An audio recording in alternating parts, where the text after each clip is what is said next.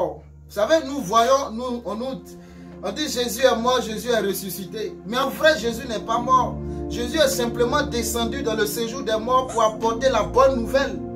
Et ce laps de temps, de 100 vies sur terre, c'est pour cela que nous les humains, nous disons qu'il est mort. Mais en réalité, Jésus vit. Amen. Et il vit dans nos vies. Et il veut que sa vie soit démontrée au travers de nos vies. Donc si toi, tu restes mort, Jésus est mort. Mais si tu es vivant, Jésus est vivant. Amen. Amen. Et sois dans cette force, cette joie, cette attente du Seigneur. Que rien ne te décourage, que rien ne t'arrête sur ton chemin. Que rien ne t'empêche de rêver grand et de voir les promesses de Dieu s'accomplir. Amen. Amen. Que même si tu es faible, Abraham était faible, à 100 ans il était faible, mais Jésus, Dieu lui a dit, je suis le Dieu Tout-Puissant. Pour dire à Abraham, je suis le Dieu qui est capable de te rendre fort, même dans ta faiblesse, et de te donner le pouvoir, sinon les capacités d'enfanter. Amen. Amen. Et il lui a dit en Genèse 15, je suis le Dieu très haut, Elohim, le Dieu très haut. Vous savez, Dieu ne dit pas ses noms par hasard. Non, non, c'est pas comme on dit chez nous, c'est pas un atalakou. C'est pas des éloges qu'il se fait. Il dit ce qu'il est. Amen. Et je vais t'encourager à garder la foi. C'est difficile dans ces temps, mais je t'encourage de garder la foi. On passe dans une saison de fraîcheur, mais je te prie, ne laisse pas ta foi être affectée par le froid, mais bombarde afin que ta chaleur puisse faire fuir autour de toi cette fraîcheur qui tend à t'empêcher de manifester la puissance de Dieu. Amen. Et cet après-midi, nous sommes dans 2 Chroniques, chapitre 26. Nous allons étudier un peu. La Bible, on ne la lit pas pour la lire. On lit la Bible, numéro 1. 2, on la médite. 3, on tire les bons enseignements. 4, on l'applique. C'est là vient la transformation. Amen. Quand tu la lis, il faut que tu aies une méditation ensuite. Et après, de cette méditation, tu tires les enseignements. Et tu les appliques toi-même. Ne la lis pas pour les autres. Lis-la pour toi d'abord. Applique. Parce que tu ne donneras que ce que tu as. Alors je prie que tu sois investi et rempli de la parole de Dieu. Le thème, si vous voulez un thème, que je peux donner à ce message, c'est recherche Dieu pendant qu'il fait jour. Recherche Dieu pendant qu'il fait jour. Recherche Dieu pendant qu'il est temps. Cherche Dieu tout court. Cherche Dieu et recherche Dieu. Et je vais me baser sur la vie d'un roi, le roi Osias. Le roi Osias, dans 2 Chroniques 26, à partir du verset 1, la Bible dit que tout le peuple de Juda prit Osias, âgé de 16 ans. Âgé de 16 ans. Et l'établit roi à la place de son père Amasia. Osias rebâtit Élot et la fit rentrer sous la puissance de Juda. Après que le roi fut couché avec ses pères, Osias avait 16 ans lorsqu'il devint roi. 16 ans, il devint roi. Et il régna 52 ans à Jérusalem. Sa mère s'appelait Jécolia de Jérusalem. L'Éternel, il fit ce qui est droit aux yeux de l'Éternel, entièrement comme fait Amasia son père. Je veux que tu soulignes le verset 4. Il fit ce qui est droit aux yeux de l'Éternel, entièrement comme avait fait Amasia son père. Et le verset 5. Il s'appliqua à rechercher Dieu pendant la vie de Zacharie, qui avait l'intelligence des visions de Dieu. Et dans le temps où il rechercha l'Éternel, Dieu le fit prospérer. Donc Dieu fit prospérer le roi Osias pendant ce temps. Verset 6. Il se mit en guerre contre les Philistins et abattit les murs de Gad, les murs de Japné, les murs d'Asdod, et construisit les villes dans le territoire d'Ashdod et parmi les Philistins. Dieu l'aida contre les Philistins, contre les Arabes qui habitaient à Gurbal et contre les Moanites.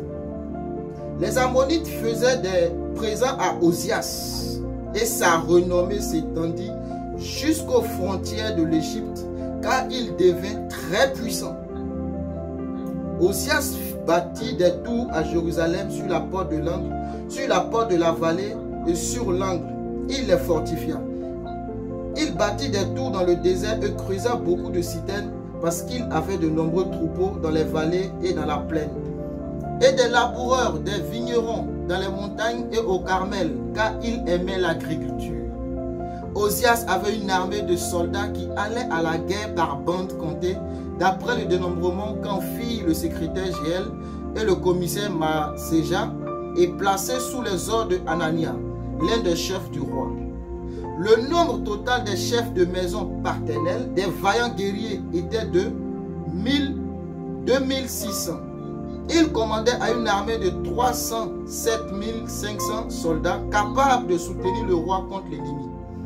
Osias leur procura pour toute l'armée des boucliers, des lances, des casques, des cuirasses, des arcs et des frondes. Il fit faire à Jérusalem des machines inventées par un ingénieur et destinées à être placées sur les tours et sur les angles pour lancer des flèches et de grosses pierres. Sa renommée s'étendit au loin car il fut merveilleusement soutenu jusqu'à ce qu'il devint puissant. Et je m'arrête là pour la première partie. Le verset 15 termine par dire « Il fut merveilleusement soutenu jusqu'à ce qu'il devint puissant. » Et ma prière, que Dieu te soutienne merveilleusement jusqu'à ce que tu accomplisses parfaitement ta destinée prophétique dans le nom de Jésus. Que l'ange de l'Éternel campe autour de toi et qu'il t'arrache de tout danger dans le nom puissant de Jésus. Qu'il te garde. C'est ma prière pour toi. Amen. Donc voilà une belle histoire d'un roi, le roi Osias. Qui est Osias? Comme la Bible dit, il fut roi. Mais très jeune, à l'âge de 16 ans, on l'établit roi à la place de son père Amasia, qui est mort. Et la Bible nous enseigne que, en son temps, Osias il va faire quoi? Il va rechercher l'Éternel. Il va rechercher Dieu. Et il y a un mot qui m'intéresse. La Bible dit, il s'appliqua à rechercher Dieu. Il s'appliqua à rechercher Dieu. Et la Bible dit qu'il fait exactement ce que son père fait. Mais il y a une différence près. Et nous allons voir cela juste un pas en arrière dans le chapitre 25. Je vais te lire ce que son père a fait un peu. Et après nous allons continuer.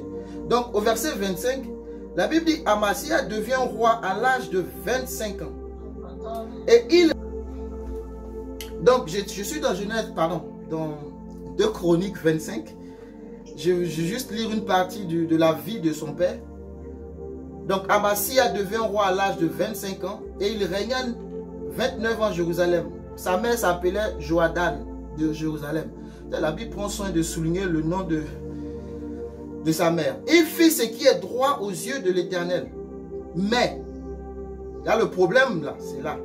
Il y a toujours un mais. Et c'est le mais, le problème de nos vies. Donc il dit mais, avec un cœur qui n'était pas entièrement dévoué. Pour son fils, la Bible ne souligne pas ça. Mais pour le père, la Bible souligne mais avec un cœur qui n'était pas entièrement dévoué. Un exemple, lorsque la royauté fut affermie entre ses mains, il fit périr ses serviteurs qui avaient tué le roi son père. Il s'est vengé de son père. Mais voici ce qu'il fait. Mais il ne fit pas mourir leur fils car il agit selon ce qui est écrit dans la loi. Dans la loi de Moïse. Qu'est-ce qui est dit? Dans la loi de Moïse, où l'Éternel donne ce commandement. On ne fera point mourir les pères pour les enfants, et l'on ne fera point mourir les enfants pour les pères, mais on fera mourir chacun pour son péché.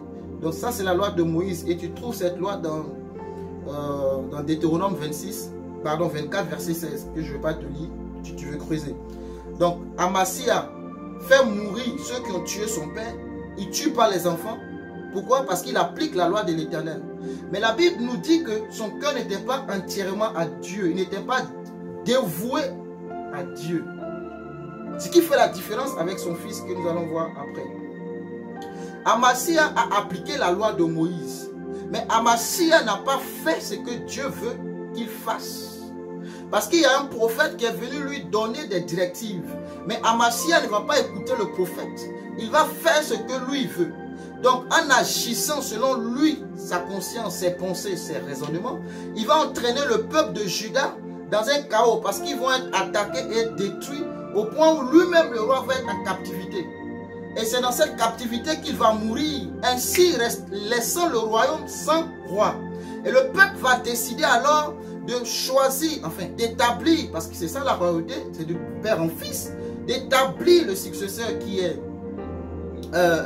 Osias comme roi. Sauf que c'est un gamin, il a 16 ans.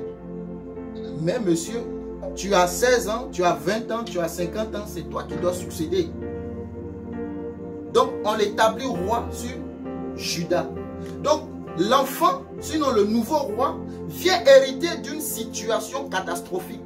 Il vient prendre les rênes d'une nation qui est décomposée. C'est son héritage. Il vient pour hériter de quelque chose de par le non-respect de la parole de l'Éternel qui lui était adressée. Son père, lui, il hérite d'une situation très complexe. Donc, on l'établit roi à 16 ans sur le peuple de Juda. C'est un jeune homme, c'est un adolescent. Mais ce qui est intéressant, ce qui va faire la différence, la Bible nous dit, on va dans le chapitre 26, au verset 5, il s'appliqua à rechercher Dieu pendant la vie de Zacharie, qui avait l'intelligence des visions de Dieu. Et dans le temps où il rechercha l'Éternel, Dieu le fit prospérer. Donc l'enfant, le nouveau roi, va s'attacher à Zacharie. Zacharie, c'est un prophète. La Bible dit que Zacharie avait l'intelligence de comprendre les visions. Et nous savons tous que les prophètes de l'époque, Dieu leur parlait, Dieu leur donnait des instructions. Alors si le roi écoutait ce que disait le prophète, son royaume était affermi. Vous avez vu, avec Élisée qui était capable de se retrouver en esprit dans la maison de l'ennemi afin de recueillir les stratégies militaires et de les communiquer à son peuple. Donc, aussi longtemps que le roi était attaché au prophète, car le prophète recevait les visions de Dieu, l'Esprit Saint n'était pas répandu et ne venait pas rester comme à notre époque dans nos vies. Pour ceux et celles qui sont chrétiens, eux, il fallait qu'ils aient un prophète, qu'ils consultent le prophète et qu'il y ait des directives. Donc de l'enfant, il va s'attacher au prophète Zacharie afin que Zacharie devienne son conseiller spirituel. Comme aujourd'hui, le président de la République s'entoure de conseillers. Vous voyez que les grandes décisions, les décisions qui sont prises, c'est parce qu'il se concerte en privé avec ses conseillers et chacun essaie de donner sa position et au vu de tout, le président prend la décision qui normalement doit satisfaire la nation. Mais sauf que les dirigeants d'aujourd'hui ne sont plus accompagnés par des conseillers spirituels. Pour être plus sages que le Dieu qui nous a créés, ils prennent eux-mêmes les décisions sans consulter le règne spirituel. Alors que le règne spirituel domine toujours. Sinon, ce que tu vois n'est que la conséquence de ce qui se décide dans le spirituel. Donc, si ta vie spirituellement est en ordre, c'est pourquoi la parole dit que tu prospères à tous égards comme prospère l'état de ton âme. Il y a une comparaison qui est faite. Si mon âme est prospère, et nous savons que la prospérité de l'âme, ce n'est pas ce que tu vois, mais il s'agit là des choses spirituelles. Alors par conséquent, ta vie est obligée d'imprimer le caractère de ton âme. C'est-à-dire ton physique ne fait que refléter l'état de ton âme. Quand tu es abattu, attristé, c'est d'abord ton âme qui ressent ces choses. Donc l'enfant Osias, son nom veut dire Azaria aussi, qui veut dire en hébreu le nom de ce gamin. Allô, vous m'entendez? Oui. D'accord. Son nom veut dire le Seigneur est ma force. Osias. Osias veut dire le Seigneur est ma force. Ma force est Yahweh. Yahweh l'éternel. C'est lui ma force. Donc il va bâtir, il va reconstruire les ruines de Juda en s'appuyant sur la force de l'éternel. À travers son guide qui est Zacharie. Comme je vous l'ai dit tantôt, il n'a pas hérité d'une situation facile. C'est comme aujourd'hui, on voit les nations qui sont en crise économique et on t'appelle pour venir régner. On dit oui, c'est toi qu'on établit pour diriger la nation. Il te faut l'intelligence et la sagesse de Dieu, ce que Salomon nous dit de chercher dans Proverbe, de nous atteler à chercher cela. Donc l'enfant s'entoure d'un grand prophète, Zacharie. Zacharie, c'est un grand prophète. Et la Bible dit, pendant le temps où il reste attaché à Zacharie, il va prospérer. Il va redresser l'économie. Il va sur le plan militaire reconquérir les nations, les villes qu'ils ont perdues. Sur le plan social, il va redresser les choses. Tout ça par la sagesse divine. Il va redonner de l'espoir à sa nation. La prospérité va commencer à grandir. La Bible dit, son royaume va s'affermir, son pouvoir va devenir fort. Pourquoi? Parce que Dieu l'a rempli d'une certaine sagesse à 16 ans et il va régner pendant 52 ans sur tout Juda. Il va devenir puissant. Il va aller contre les ennemis. Il ne va pas s'attaquer d'abord aux grands. Par l'intelligence que Dieu lui donne, il s'attaque aux petits. Il les gagne. Et le temps que les grandes nations se réveillent, c'est déjà trop tard. C'est la sagesse que Dieu va lui communiquer. C'est la sagesse que Dieu va lui donner à travers Zacharie, qui est le visionnaire à côté de lui. Pour lui donner les directives. Aujourd'hui, ton visionnaire numéro 1, ce n'est que le Saint-Esprit. C'est lui d'abord. Qu'est-ce qu'il te dit? Qu'est-ce qu'il te communique? Dans la crise, qu'est-ce qu'il t'enseigne? L'enfant a hérité d'une situation catastrophique. Mais il ne s'est pas plaint. Il n'a pas dit, mon père m'a laissé un mauvais héritage. Il s'est adressé à Dieu. Il a parlé avec Dieu. Il a reçu des instructions. Et il a rebâti la ville. Donc, pendant son règne de 52 ans, la prospérité est revenue. La quiétude était là. La paix était là. Pourquoi? Parce qu'il s'est attaché. Parce qu'il a écouté l'homme de Dieu à côté. Le prophète Zacharie. Qui écoutes-tu? Quel conseiller tu écoutes? À qui prêtes-tu tes oreilles? On le dit, on ne cessera de le dire. La majeure partie de ce que tu écoutes, c'est ce qui te fera, que tu le veuilles ou pas. C'est comme ça. Ce que tu entends, c'est ce qui te construit, ce qui te bâtit. Si tu entends tous les jours échec, échec, échec, bah, ne t'étonne pas que à l'examen tu échoues. Donc l'enfant a été sage. La Bible dit dans Genèse, Dieu créa, il eut un soir, il eut un matin. Ce fut le premier jour. Il eut un soir, il eut un matin. Ce fut le deuxième jour. Pourquoi Dieu prend le soin de préciser? La vie commence toujours par le soir et non le matin. Quand tu te réveilles le matin, ce n'est pas là que ta journée commence. Ta journée commence la nuit. Donc la nuit précède le jour.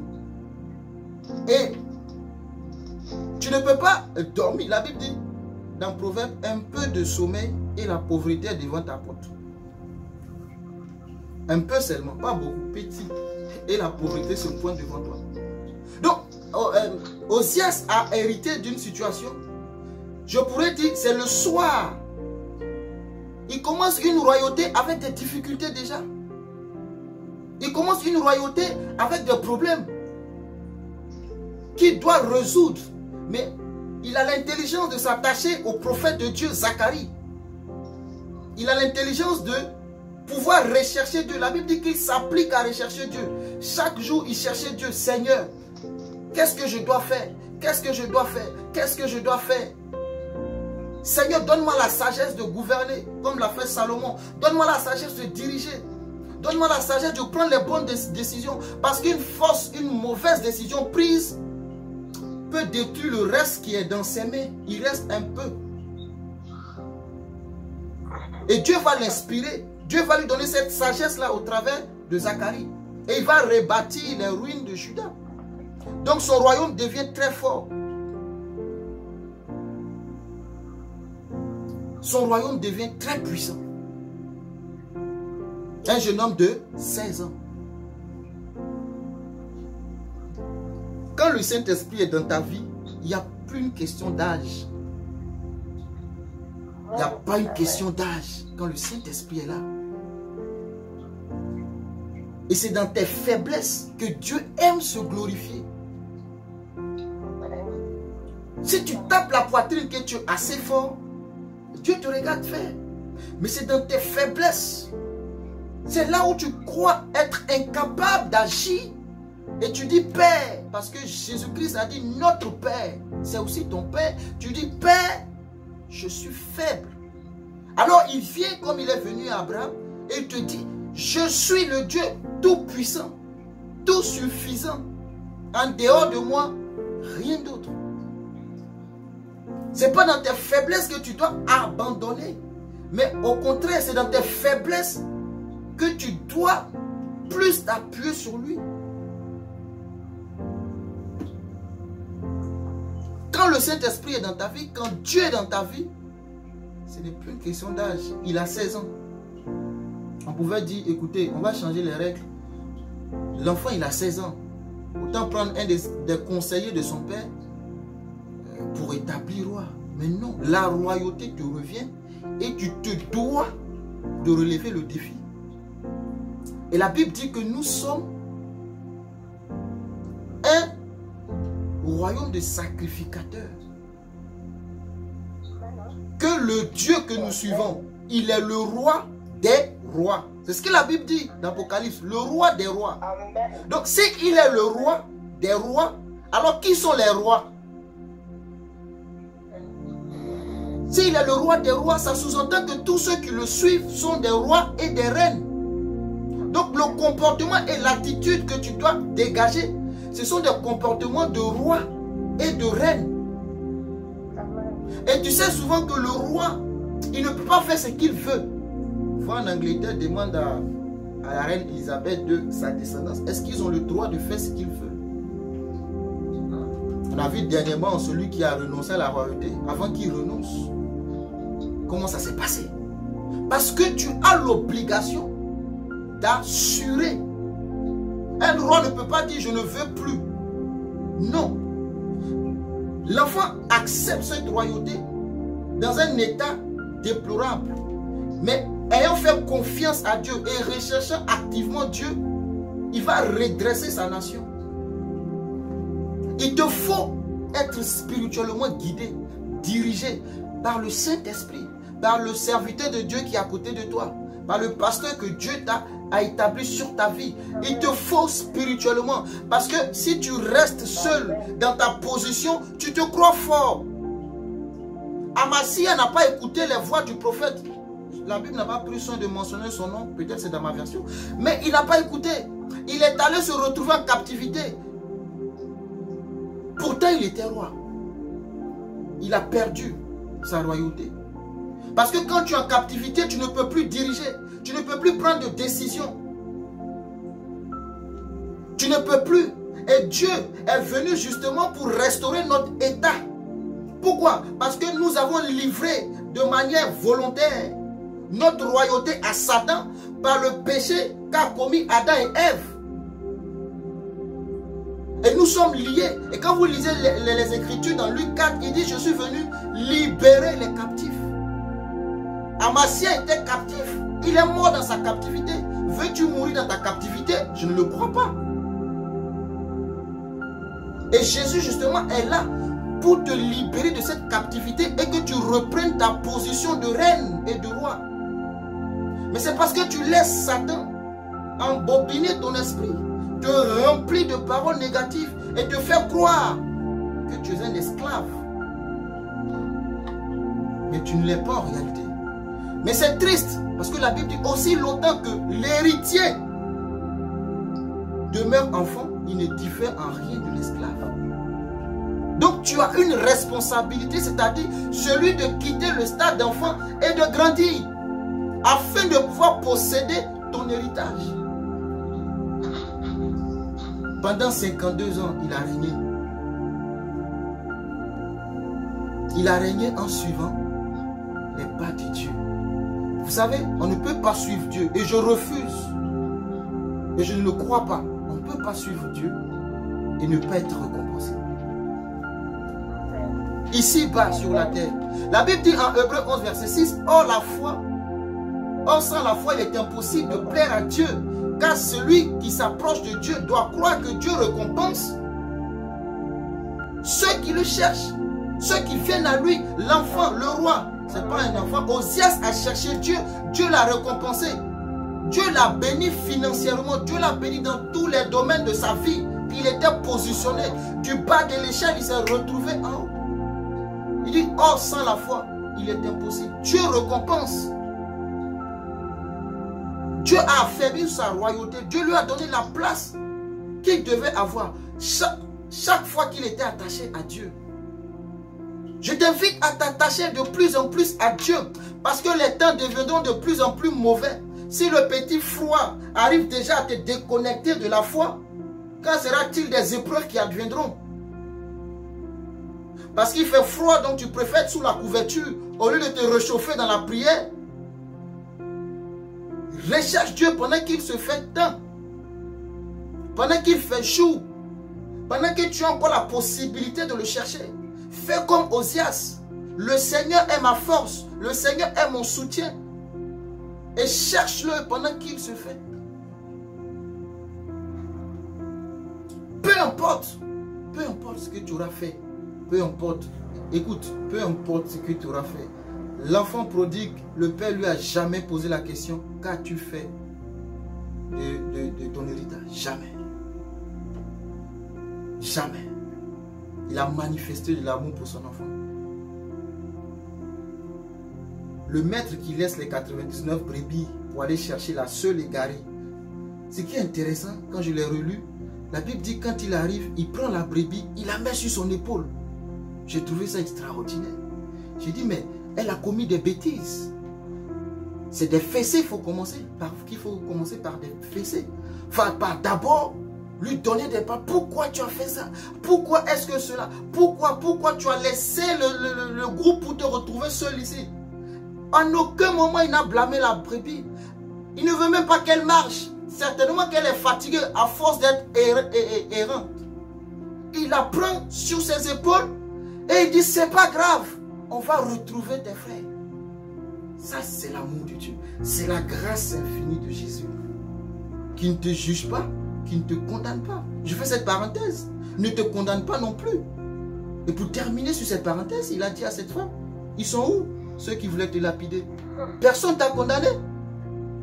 Et elle a dit non, mais il dit, mais personne ne te condamne. Moi non plus, je ne te condamne. Waouh. Donc, oublie ou dis, laisse tomber ce qui est, oublie ça.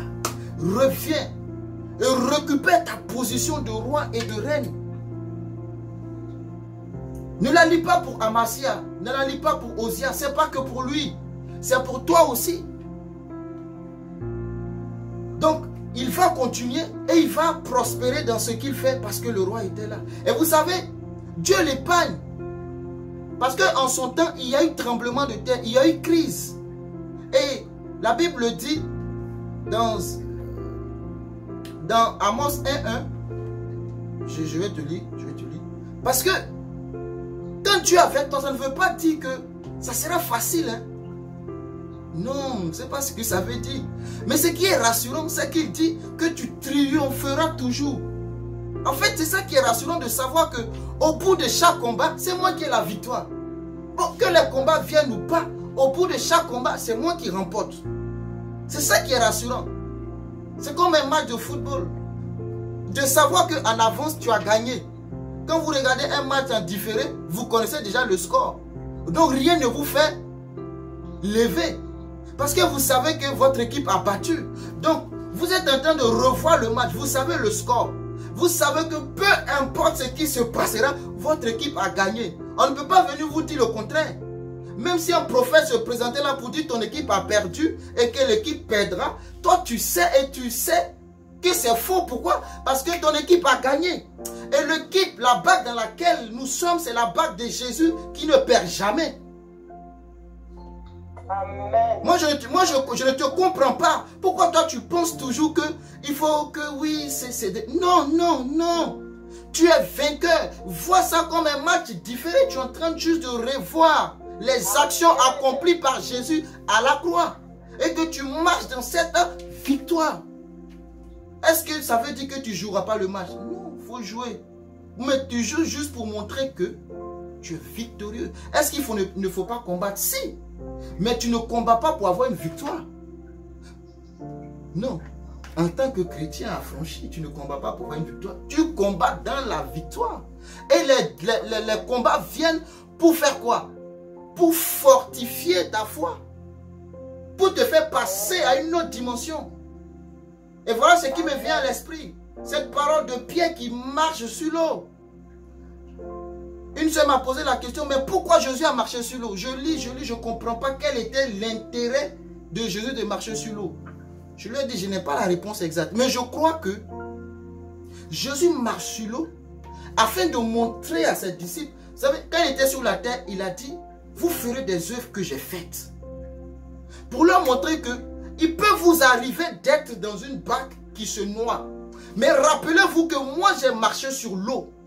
Et que peu importe la mer dans laquelle vous êtes plongé, si vous y croyez, vous allez pouvoir aussi marcher sur l'eau. Il les amène dans cette dimension pour leur faire comprendre que aussi longtemps que vous avez la foi en moi, vous allez reproduire les actions. Et Pierre dit oui, si c'est toi ordonne que je vais, dire viens. On a eu un très beau enseignement, je crois il y a 3-4 dimanches là-dessus. Un pasteur amène. Très très beau enseignement. Mais qu'est-ce qui fait couler le mec? Qu'est-ce qui fait couler Pierre? Le manque de foi. Les épreuves autour de sa vie. Les épreuves, les circonstances. Ah, la mer. Est-ce que la mer? Est-ce que la mer? Est-ce que la mer? Est-ce que... J'ai envie de te dire, oublie les est-ce que. Mais déclare ce qui est vrai. Alléluia. Alléluia. Je ne sais pas à qui je parle. Je reviens dans mon message. Amen. Revenons sur Osias. Si ça te concerne, prends. Ne te laisse pas limiter. Ne te laisse pas limiter. Ne te laisse pas. En tout cas, moi, que Dieu te bénisse. Amen. Donc, Osias règne 52 ans. Du verset 1 au verset 15, il est béni. Juste par une action qu'il fait quotidiennement. La Bible dit, il s'applique à rechercher Dieu. Il ne s'est pas appliqué à rechercher les victoires. Il ne s'est pas appliqué à aller prendre des conseils militaires, ni employer des opérateurs, comment dire ça, des conseillers sociaux. Il n'est pas allé voir des ministres pour leur demander des plans d'action. Il n'est pas allé voir des généraux pour qu'ils lui établissent des plans de guerre. La Bible dit qu'il a d'abord cherché Dieu. C'est là vient le secret de sa réussite. Il est d'abord allé dans le secret avec son guide spirituel Zacharie, à fouiller et à chercher. Tu es où Dieu? Ce que mon père a fait, je ne veux pas aussi le faire. C'est là vient. Il recherche Dieu. Recherches-tu Dieu? Rechercher Dieu, c'est pas se lever le matin et prier et puis dire amen, courir pour partir. C'est prendre du temps dans sa présence. Seigneur, je te bénis, bénis ma journée, bénis mon boulot, amen. Et tu cours, tu pars. Le soir, tu arrives, Seigneur, merci pour la journée qui s'est très bien passée. Amen, et tu dors. Tu te lèves le matin et puis c'est comme ça, c'est comme ça, c'est comme ça. Non, non. À un moment donné, tu passes du temps avec lui. Tu t'assois dans les Écritures. Tu cherches Dieu. Là, il est dans sa parole. Et tu dis souvent, nous disons, nous tous d'ailleurs, que Dieu ne me parle pas. Mais as-tu ouvert ta Bible? Commence par là. L'homme de Dieu ne m'a pas donné de révélation. Quelle révélation veux-tu? Il recherchait constamment. La Bible dit, il s'applique. Il s'applique. S'appliquer, c'est s'appliquer. À la différence de son père qui n'avait pas un cœur entièrement dévoué, lui, il avait un cœur entièrement dévoué. Et c'est quoi un cœur dévoué? C'est quoi un cœur dévoué? C'est un cœur qui se sacrifie pour quelqu'un ou pour quelque chose. C'est un cœur qui se consacre entièrement. C'est un cœur qui est attaché sans réserve. Un cœur dévoué, c'est ça. C'est un cœur qui est prêt à mourir pour son prochain. La Bible dit que... Bon, je ne vais pas rentrer là-bas. Parce que je sais que tu ne vas jamais accepter de mourir pour moi. Donc, laissons. C'est ça un cœur dévoué. Un cœur dévoué, il ne voit pas ses intérêts d'abord. Le roi Osias n'a pas vu. Non, il allait chercher Dieu. Peut-être qu'il a fait des jeûnes. Peut-être qu'il allait en retraite. Peut-être qu'il a fait des veillées de prière. Peut-être, mais la Bible dit qu'il s'appliqua à aller chercher Dieu. Et par la suite, Dieu va le bénir. Plus de 350 000 soldats au-dessus de lui. La Bible dit qu'il aimait labourer. Il aimait les champs. Il est béni dans les champs. Il est béni en ville. Et ce n'est pas ça le partage. Tu seras béni dans les champs. Tu seras béni en ville. Deutéronome 15, je pense, non? Je ne sais plus, j'ai oublié le passage. Quand toi tu dis je serai béni, mais il y a une condition. Si, n'oublie pas. Si. Donc il est béni dans les champs. Le roi Amasia, son père, a appliqué la loi. Mais il n'a pas appliqué la grâce. Il n'a pas accepté plutôt la grâce. Je dirais ça comme ça. Il a appliqué la loi, mais il n'a pas accepté la grâce. La grâce que Dieu nous offre, c'est un don gratuit. La grâce, moi je l'avais défini. Je ne dis plus c'est une chose, mais je dis la grâce, c'est la personne de Jésus. Parce qu'on ne peut parler de grâce sans parler de Jésus. Il a refusé. Parce que Dieu lui a envoyé un conseiller, un homme spirituel, un prophète. Il a refusé. Les paroles que le prophète lui adressait, peut-être ne sont pas écrites dans sa Bible. Et il s'est dit, non, il n'a pas écouté la voix de Dieu. Quand on recherche Dieu, ne t'attends pas à trouver toutes les solutions dans la Bible. Mais Dieu, par son Esprit Saint, peut te donner des solutions. Hein? Je précise, la source de toute parole qui vient de l'Esprit est basée sur la Bible. Si ta révélation n'est pas basée sur la Bible, fuis-la. Mais Dieu peut t'inspirer au travers des Écritures à avoir des révélations pour décanter une situation. Pourquoi? Parce que tu es resté dans sa présence en train de le chercher. Dieu, quand il dit à Agar, l'ange, à côté de toi, il y a de l'eau, il a fallu qu'il ouvre les yeux d'Agar pour qu'elle constate qu'en effet, il y a de l'eau. Mais ce n'est pas écrit quelque part, Agar, quand tu vas dans le désert, tu trouveras de l'eau. Mais il a fallu que Dieu ouvre les yeux. Je prie que Dieu ouvre tes yeux. La solution elle est juste à côté. Je prie que Dieu ouvre tes yeux afin que tu prennes ta solution qui est juste à côté. Le juste à côté, c'est dans la présence de Dieu que tu la trouves. Amen. C'est pas ailleurs. Tu es en train de chercher très loin. Ma solution se trouve à Yaoundé. Je vais aller voir le prophète qui se trouve à Guibéroua quelque part là-bas. Tant que l'homme de Dieu qui est à Washington ne m'a pas posé les mains, moi je ne pourrai pas de solution. Qui t'a dit ça? Voici les miracles qui accompagneront ceux qui auront cru. Honore les prophètes et les hommes de Dieu.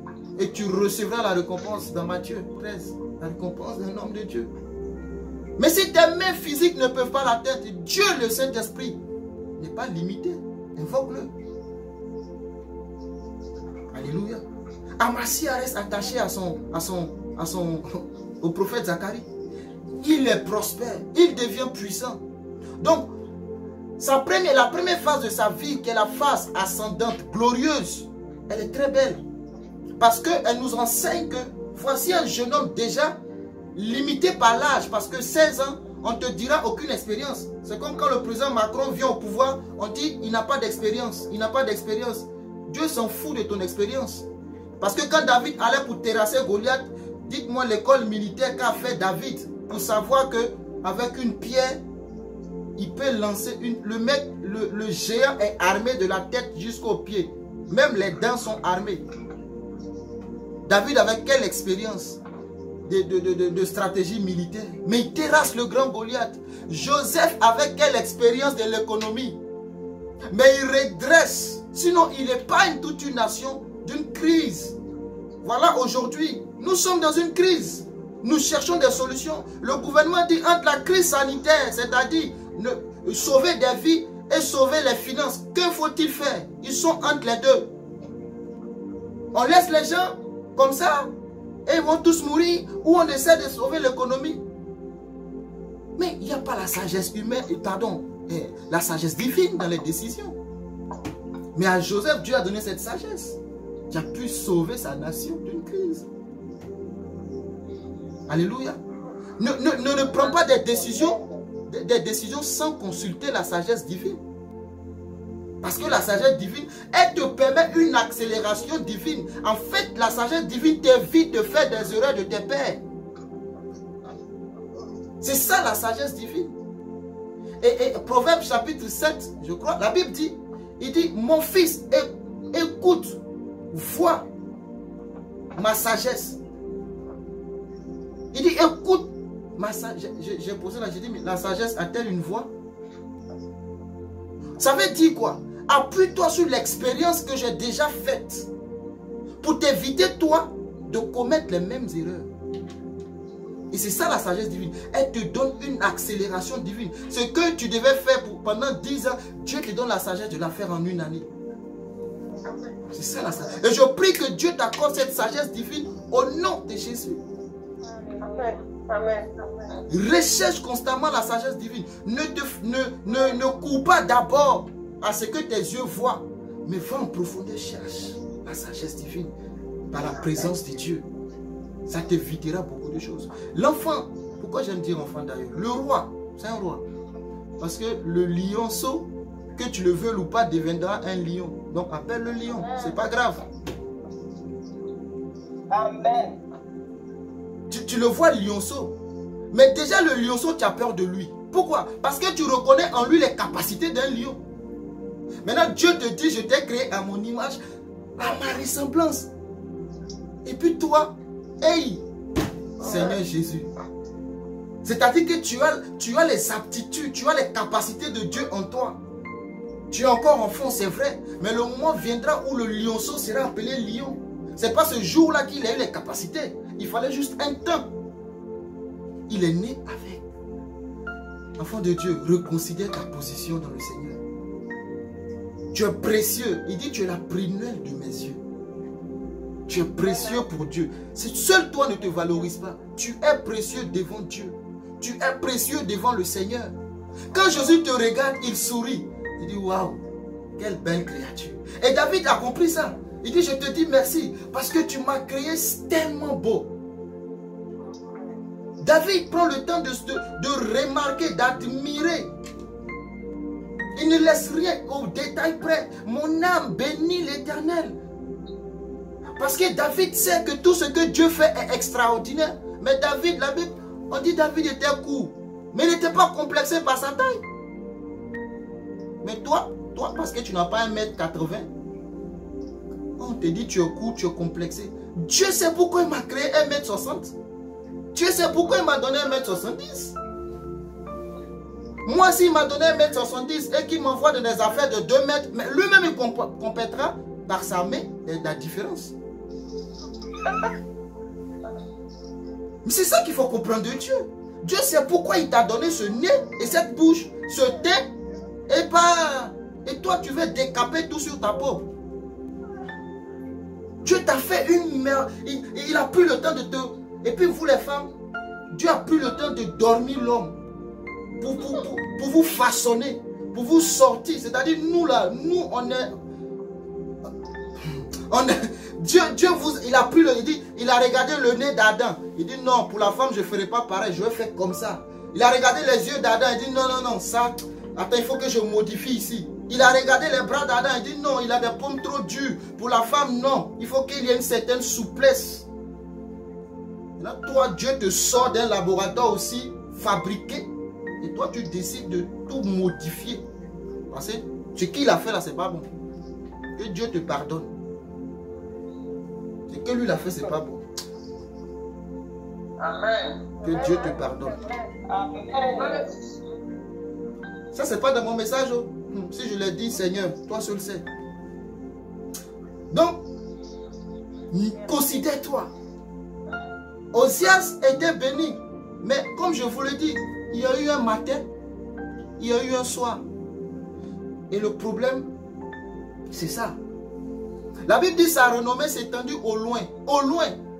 Comme pour Salomon, au loin. C'est-à-dire, peu importe là où tu es, tu entendras parler d'Osias, le roi Osias, puissant. car il fut merveilleusement aidé jusqu'à ce qu'il ait affermi son pouvoir. Mais comme je vous l'ai dit en entrée, il y a toujours un mais. Je ne sais pas si le temps nous permettra d'aller dans le mais, sinon la prochaine fois. Il y a toujours un mais. Et frères et sœurs, évitons les mais. C'est-à-dire quand on raconte ta vie, il ne faut pas qu'il y ait de mais. Le mais, c'est toujours la contradiction. Le mais, ça veut dire que la gloire s'est achevée. Il ne faut pas qu'il y ait de mais. Quand tu te lèves, que tu te regardes, dis-toi, je vais laisser un héritage à ma fille, à mon enfant, à ma famille, à ma génération, où il n'y aura pas de mais. Il était un bon père, mais il battait sa femme. Il était un homme d'affaires, mais il était avare. Il était un président bon, mais non, il ne faut pas qu'il y ait des mais. Quand on s'arrête juste, il était un homme très bon, point. Osias était un homme qui recherchait Dieu. Mais la Bible a précisé au temps du roi Osias, au temps de Zacharie. Au temps de Zacharie, il cherchait Dieu. Il cherchait Dieu au temps de Zacharie. Zacharie est passé où? Je ne sais pas. Peut-être que Zacharie le prenait par la main pour aller au temple. Il voyait les choses. Et est devenu puissant. Il s'est dit, oui, moi aussi je peux être sacrificateur. Écoute, l'humilité c'est la capacité à pouvoir accepter la place que Dieu te donne. C'est ça l'humilité. Si Dieu t'a dit tu es président, je t'en prie, reste dans ta place de président. Si Dieu t'a dit que tu es sacrificateur, reste dans ta place de sacrificateur. Si Dieu t'a dit tu es juge, reste dans ta place de juge. Ne va pas faire la place, ne va pas prendre la place du médecin qui guérit les cœurs, sinon tu risques d'enterrer plusieurs parce que tu n'as jamais été formé à cela. Le mais de Osias va l'éloigner de Dieu. Amen. Amen. Vous m'entendez? Oui, on vous a fait un peu, il y a pas longtemps. On vous entend pas toujours très bien en fait. Oh là. J'espère que vous avez entendu l'essentiel. Oui, amen. Amen. Donc, gloire à Dieu. Gloire à Dieu.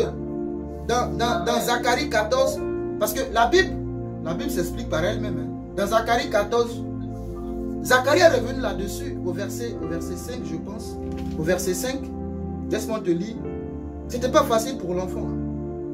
Il dit, vous fuirez alors dans la vallée de mes montagnes, car la vallée des montagnes s'étendra jusqu'à Adzel. Vous fuirez comme vous avez fui devant le tremblement de terre au temps d'Osias. Je te disais qu'en son temps, ce n'était pas facile. Au temps d'Osias, il y a eu tremblement de terre, mais Dieu l'a gardé. Dieu garde toujours ses enfants. Dieu garde toujours ceux qui le cherchent. Qu'il y ait crise économique ou pas, Dieu garde. Ce matin encore, j'écoutais des témoignages où pendant que d'autres sont licenciés, d'autres sont embauchés. Mais dans quel cas te trouves-tu? Dieu garde ses enfants. Seigneur, ce n'est pas mon partage. Qu'on licencie ou pas, je suis divinement protégé. J'ai une alliance avec toi. Donc au temps de Osias, il y a eu tremblement de terre. Mais Dieu l'a gardé. Mais malheureusement, il y a eu le mais. Jésus, je termine par là. Je ne vais pas rentrer dans le mais parce qu'on ne va pas s'en sortir. Il est l'heure. Jésus, sur la terre, il a dit qu'il est plus facile pour un chameau de rentrer dans le trou d'une aiguille. Est-ce que l'aiguille, déjà, tu vois le trou? À l'œil nu, tu ne vois même pas. Tu vois que le fil qui passe, mais tu ne vois pas le trou. Il est plus facile pour un homme riche de rentrer par là que d'aller dans le royaume de Dieu. Est-ce que Jésus ne veut pas que les hommes riches aillent dans le royaume? Jésus veut que tout homme, parce qu'il a dit, il a tant aimé le monde qu'il a donné sa vie, afin que quiconque croit, le quiconque c'est quiconque. Quiconque c'est quiconque. Dieu n'est pas chrétien. Dieu n'est pas chrétien. Donc si toi tu es marabout, que tu acceptes Jésus, tu es sauvé. Tu es féticheur, tu acceptes Jésus, tu es sauvé. Tu es musulman, tu as accepté Jésus, tu es sauvé. C'est pour ça le quiconque. Le quiconque, c'est quiconque. Donc le quiconque inclut aussi le riche. Mais il dit, c'est plus difficile. Pourquoi? Parce qu'à une certaine bénédiction, vous savez, le pasteur Georges, pardon, comment s'appelle? Georges Amanko dit souvent, attends de voir le riche. L'humilité du pauvre, attends de le voir d'abord riche. C'est-à-dire, quand je dis je suis humble, il ne faut pas trop m'acclamer. Attends d'abord que je sois riche. Tu verras qui je suis. Est-ce que j'aurai le temps de venir te prêcher à 14 h de l'après-midi un dimanche? Tu verras. Je serai en train de bronzer quelque part sur les îles. Parce que chez vous ici à Corona. Attends de voir quand Dieu bénit le vrai visage d'un homme. Quand il est pauvre, il est humble. Le mendiant au feu qui te demande, tu vois comment il se comporte? Il te montre qu'il est dans une extrême pauvreté et qu'il est tellement humble que ton cœur est touché de lui donner. Mais attends qu'il soit riche. Tu verras qui il est en réalité. Dans le métro, il y a un mendiant qui est venu demander à un ami à côté. Et lui voulant donner, le mendiant lui a dit, c'était un blanc, que tu n'es pas digne que je prenne ton argent.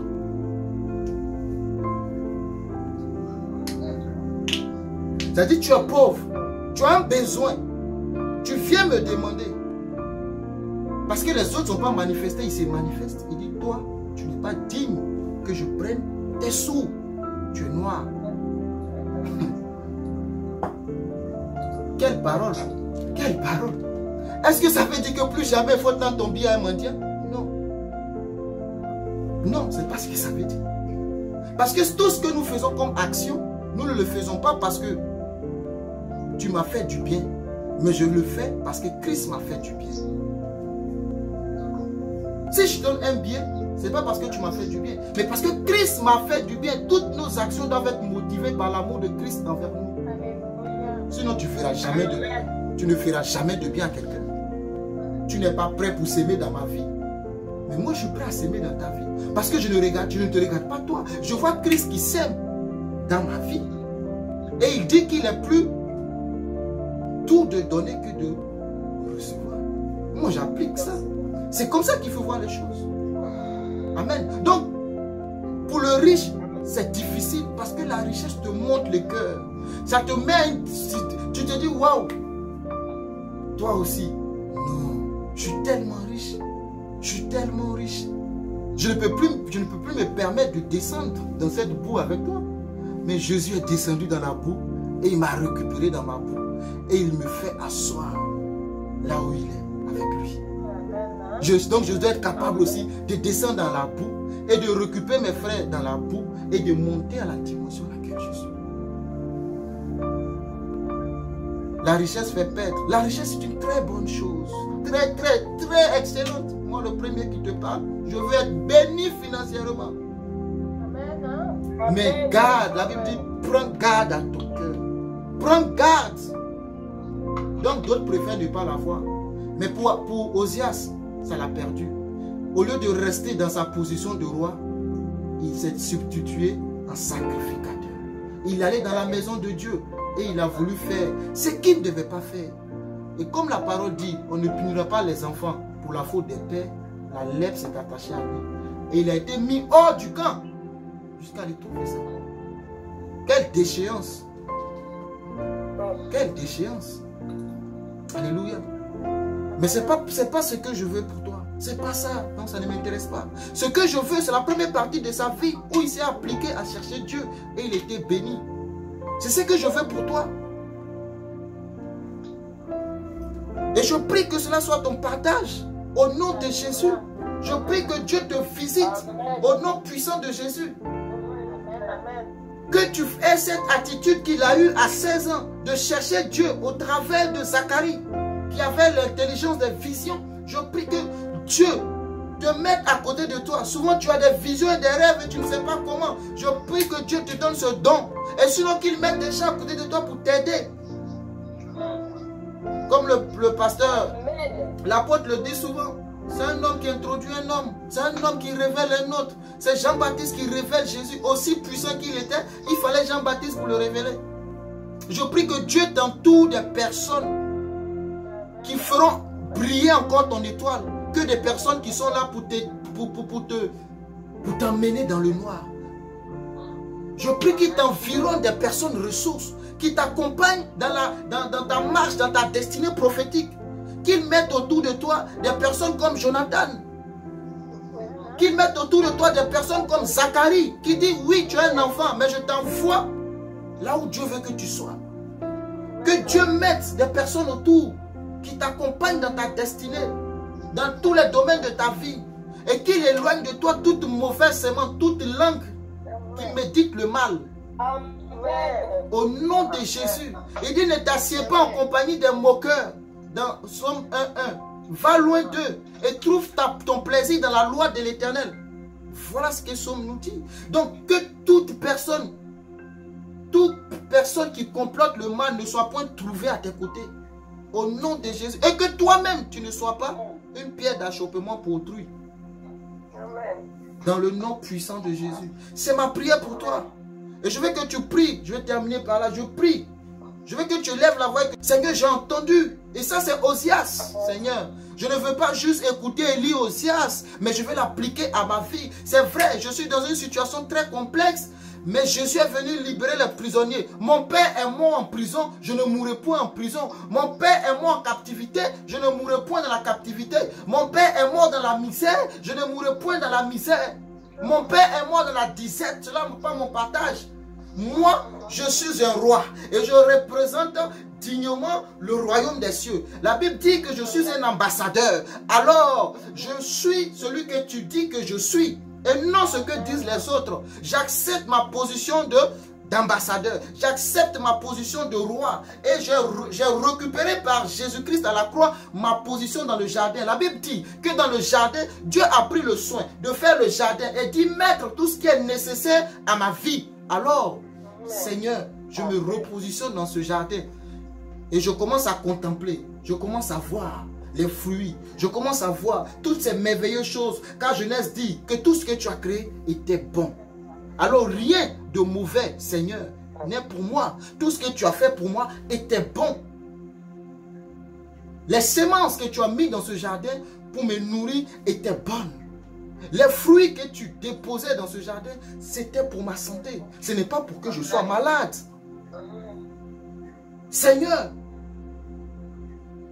je prie que si je ne suis pas dans ma position, ramène-moi par l'accélération divine dans ma position. Au nom de Jésus.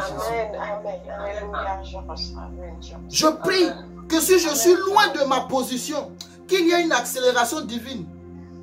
De la manière que le prophète Élie a accéléré devant le chat de Akab, Seigneur. Ah, quelle vitesse, Seigneur, qu'il y ait cette accélération divine, afin que toutes les années que j'ai perdues me soient restaurées au nom de Jésus. Toutes les années que les sauterelles, les criquets, les voleurs ont pillé, Seigneur, qu'il y ait une accélération divine. Ah, élève la voix et prie. Je dis accélération divine. Et crois, Seigneur, l'accélération divine dans mes affaires, l'accélération divine dans ma santé. On m'a dit de prendre les médicaments sur 5 ans, sur 10 ans, mais j'accélère ma santé au nom de Jésus. Au nom puissant de Jésus. J'accélère ça dans ma vie. J'accélère ma santé divine. J'accélère ma santé divine. J'accélère ma prospérité financière. J'accélère mon ministère, Seigneur. Oui, si c'est dans 20 ans que je dois être établi, Seigneur, j'accélère cela maintenant. Dans la vitesse divine existe aussi, Seigneur. Et cela est mon partage. Au nom de Jésus, au nom puissant de Jésus-Christ de Nazareth, j'accepte cette valeur que tu m'as donnée, Seigneur. J'accepte cette valeur que tu m'as donnée, Père. Et j'accélère dans cette position au nom puissant de Jésus. Dis au Seigneur que tout ce que les criquets t'ont volé, tu travailles avec tes forces, tu sèmes dans la maison de Dieu, mais tu ne vois pas l'œuvre de tes mains. Dis Seigneur, les voleurs, tous ceux qui me volent, Père, dans le spirituel, au nom de Jésus, qu'il y ait restauration. Au nom puissant de Jésus-Christ de Nazareth. C'est ma part, c'est mon partage. Tu m'as créé pour dominer. Tu m'as créé pour régner. Tu m'as créé pour assujettir. Tu l'as dit en Genèse, Seigneur. Domine, règne, assujetti. Seigneur, je domine parce que je suis un roi. Je ne suis pas un esclave, Seigneur. Je dois être sur les chevaux et non à terre. Parce que les princes sont à terre. Je refuse cela. Oui, moi je serai assis sur les chevaux et je marcherai, Seigneur, sur le lion et l'aspic. Je marcherai sur le serpent et le scorpion. Je crase la tête de l'ennemi et j'avance au nom de Jésus. Aucune montagne au devant de ma vie ne restera. Je déstabilise au nom puissant de Jésus. Je prends mon envol comme l'aigle. Même fatigué, il me dit en Ésaïe 40 qu'il renouvelle mes forces. Alors je suis renouvelé. J'ai la vigueur de Dieu en moi. Seigneur, aucune parole que tu as prononcée à mon égard ne restera sans accomplissement. Au nom puissant de Jésus. Tu as dit à Abraham qu'il aura un fils. Il n'est pas mort. Il a vu l'accomplissement de cette parole dans sa vie. Aussi longtemps, Seigneur, j'attendrai dans la patience. Et ce soir, cet après-midi, j'appelle l'accélération divine. J'appelle l'accélération divine dans mes affaires, dans mon ministère, dans mon foyer. Si c'est le mariage, j'appelle l'accélération divine au nom puissant de Jésus. J'appelle l'accélération divine dans cette église de la foi victorieuse. J'appelle maintenant, je prie qu'elle grandisse, qu'elle prenne son envol comme l'aigle, qu'elle étende ses racines jusqu'aux extrémités de la terre, qu'elle pousse comme le cèdre du Liban. Je prie que Père, il y ait une accélération divine. Si cette église a été retardée par quoi que ce soit, par qui que ce soit, je prie et je commande ce soir qu'il y ait une accélération divine au nom de Jésus. Que tous ces enfants, peu importe là où sont, que ceux que tu as prédestinés à être dans cette bergerie, tu les appelles un à un, du nord au sud, de l'est à l'ouest, tu les actives, tu les envoies, tu les appelles maintenant à rentrer dans cette bergerie. Aucune d'elles ne se perdra, Seigneur. Tous ceux que tu as prévu être dans cette maison, dans le nom puissant de Jésus. Et je prie, Seigneur, Seigneur, je déclare cette parole dans le groupe pastoral, qu'il y ait une accélération divine. Au nom de Jésus, je ne connais pas le désir de leur cœur, mais Seigneur, parce que tu me mets à cœur cette prière, je déclare qu'il y ait une accélération divine au nom puissant de Jésus. Oui, Seigneur, je crois en toi et je te rends grâce, Seigneur, parce que tu me fais prendre conscience de qui je suis en toi. Je marche dans la victoire. Je vis dans l'assurance, Seigneur. Que peuvent me faire les hommes si tu es avec nous, Seigneur? J'appelle l'accélération divine dans ma vie, dans le nom de Jésus. Prie le Seigneur. Il faut prier le Seigneur. Il y a des moments, il faut prier le Seigneur avec foi. Et crois que Dieu te récompense dans le nom puissant de Jésus. Parle en esprit, parle en langue. Ne sois pas pressé de te déconnecter. Mais reste, recherche Dieu dans sa présence. Au nom puissant de Jésus. Recherche-le pendant qu'il est temps. Cherche Jésus, cherche Jésus, cherche Jésus. Appelle-le. Il dit notre Père, appelle-le. Seigneur, où es-tu? Au nom puissant de Jésus, remets-le dans ta vie. Prie le Seigneur Jésus qu'il y ait l'accélération divine. Positionne-toi en tant que roi dans le nom puissant de Jésus-Christ de Nazareth. Prends ta position, la position qui te revient. Refuse l'échec, refuse la médiocrité. Seigneur, investis-moi de ta puissance, la puissance d'en haut. Dans le nom puissant de Jésus-Christ de Nazareth.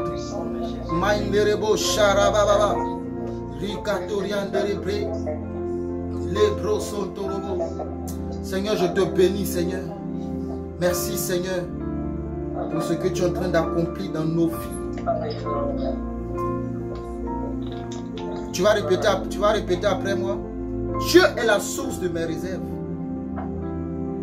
Je veux que tu répètes avec moi et tu crois en ce que tu dis. Dieu est la source de mes réserves. Vous savez, faut pas, Dieu m'a fait comprendre ça. Il ne faut pas que tu aies pour réserve ce que tu as. Parce que tu es tellement limité que ce que Dieu fait faire pour toi, tu n'es pas capable de le contenir. Donc il faut que tu te connectes à la réserve de Dieu qui n'est inépuisable. Donc tu dis, Dieu est la source de mes réserves. Mes réserves, ce n'est pas ce que j'ai. La source de mes réserves. Ces réserves sont désormais mes réserves. Ces réserves sont désormais mes réserves. Tu dis dit, ces réserves sont désormais mes réserves. Et tu répètes encore, ces richesses coulent librement, généreusement et copieusement jusqu'à moi. Tu vois, il faut que tu répètes, il faut que tu crois. Les richesses de Dieu coulent librement, généreusement, pas parce que tu as fait quelque chose, mais généreusement et librement jusqu'à toi. Au nom de Jésus.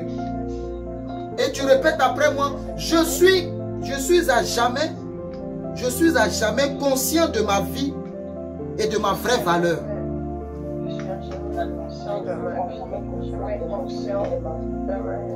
Et la dernière déclaration, j'offre mes talents en toute liberté. J'offre mes talents en toute liberté. Comment? J'offre mes talents en toute liberté. J'offre, offrir les talents que Dieu m'a donnés, je les offre en toute liberté. Et je suis merveilleusement et divinement récompensé. Je suis merveilleusement et divinement récompensé au nom puissant.